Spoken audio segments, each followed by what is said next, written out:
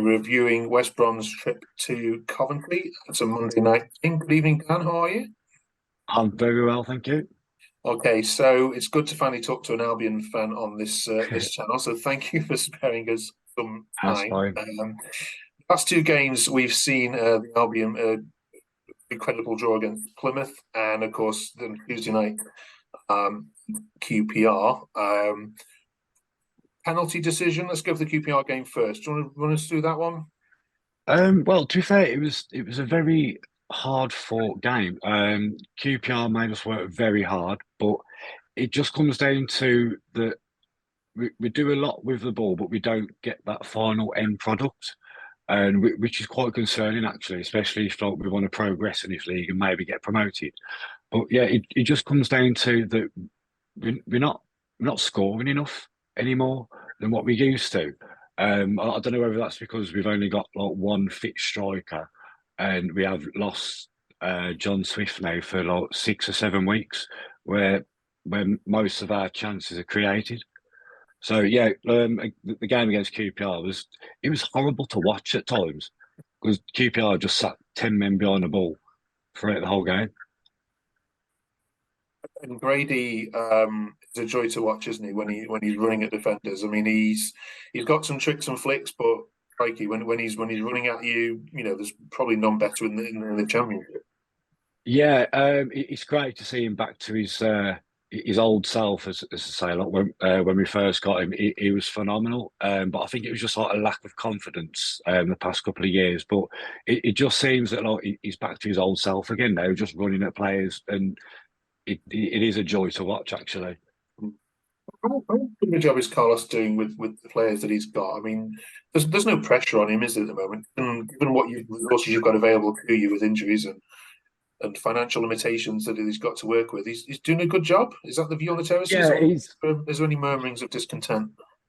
no. To be honest, I do think he's doing a fantastic job. I mean, this time last year, like we were rock bottom of the championship under Steve Bruce, and then Carlos has come in and just turned the club around like so much. I think we went on a run of 7, 8 games, winning on the bounce side, and then yeah, and then we went to Coventry and lost. But yeah, I do think he's done a fantastic job for us.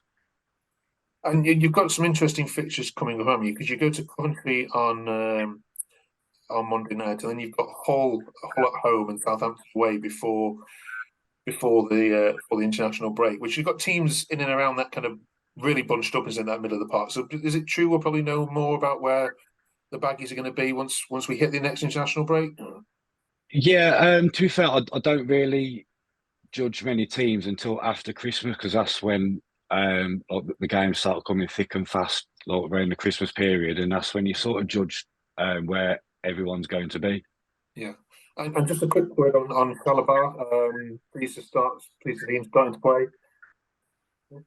On Chalobah, not gonna lie, I wasn't his biggest fan when he first joined and started playing a few games, but he has made me eat my words the past 2 games. He has been like one of the standout players.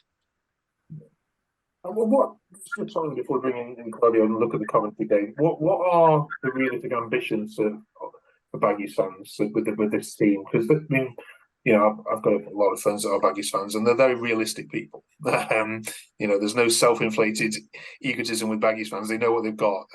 What are the ambitions? What would you be happy with? To be honest, for me, I wouldn't want us to go up this season because I don't think we're anywhere near ready. I don't think we've got that Premiership quality yet. So I'm happy just to stay in the Championship for maybe 1, 2 seasons and then see where we go from there. Because it don't help that our owner hasn't give us the money that he promised us when he first bought the club, but that's a completely different subject. And preferably like to see Wolves go the other way, I'd imagine. Oh, of course, yeah. There's a definite 6 points for us, that is, if they do come down. All right, let's bring in Claudio then. Thanks for that. Okay, it's a Monday night fixture then, Claudio. Team news, injury news. Who'd you pick? Who'd you leave out? I would I'd bring Sakamoto in for Ayari. Uh, O'Hare played 15 minutes last night, so I'd love for him to start, but that'd be unlikely. I don't think he'll change much from last night, to be honest. I don't think he can. He's a bit stuck until two or three come back. So I just think send them out again and, sort yourselves out against the Albion, basically. Give them another shot. I'm not going to condemn them yet. It's too early for that. And you have to sort of put a bit of trust in Robbins. I mean, he's done so well the last 6 or 7 seasons. So, Sakamoto though for me to come in and possibly O'Hare, depending on how fit he really is. Dan, happy memories of playing Coventry? Of course, I remember I think it was in the FA Cup a few years ago. It was a 3-0 win, and then I think there was another big result we had against them before. But past couple of years, it's been a bit hit or miss, to be honest. Yeah. And what about team news for you? Injuries likely to start? Well, to be fair, we're absolutely plagued with injuries at the minute. Yeah. I think Cedric Kipre, I don't think he'll be starting Monday. So I think that just makes way for one of the youngsters to come through. But then we've also got Tom Fellows, who I'd like to see get a few more minutes because he looks very lively when he comes on.